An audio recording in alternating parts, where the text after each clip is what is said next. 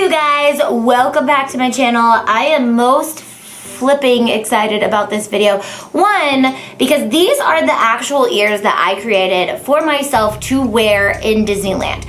And I love them. One, there's just so many reasons why I love these ears, guys. Okay, let me just tell you, and I did not realize this until my dad told me. But do you know the number on the Mad Hatter is 10/6? Do you guys know when my birthday is? My birthday is 10/6. How did I go my entire life not realizing that me and Mad Hatter are the same exact person? Okay? And I make Mickey ears, and I'm a little crazy. So I am literally the Mad Hatter. Okay, so when I created these ears, I wanted to create Auntie Tay Mad Hatter ears. Like literally, if Auntie Tay was the Mad Hatter, which I am, we've found that out, this is the color scheme that she would have. Not green, not black, not Mad Hatter colors, these colors, okay? So Hobby Lobby helped me out with this because they have these really cute felt color flower stuff, okay? And then they also have these cheetah colors, and then I used some glitter foam on the bottom and some crystals and some ribbon. All of the stuff is from Hobby Lobby. Okay, so I wanted to get crazy with this. I used a little scrapbooking paper, and then and then this hat is from Walmart. So Walmart has like the $3 hats. They're amazing. I can't get over how cute all of their hats are, and they always have the perfect ones, unless you're making Mike and Sully. So there's links in the description on my Amazon store for specific colors if you need specific colors for your ears. But I'm gonna show you guys how I use felt to make this. I also used the maker to make this. So I had the maker cut the ears out. You don't have to, but you guys can watch the maker video to see how I used my Cricut to cut all of these pieces. And this little hat, I'm gonna be showing you guys a tutorial specifically on how to make a little top hat like this.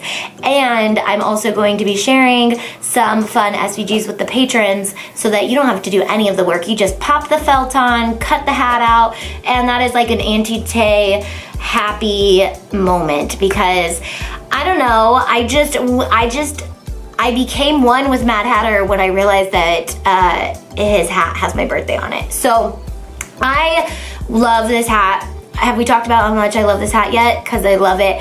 And we're gonna get going on the tutorial on how to just cut felt and put it on your hat. You can use felt on ears. You can use felt on headbands, on bandanas, on beanies, on hats, on all the bases that we've done. Okay? Alrighty guys, so I got some felt from Hobby Lobby. This felt actually is kind of thicker than regular felt. It's a little bit more dense, but I went ahead and tried it both ways, laying it front side down or back side down, and then I just went ahead and cut it.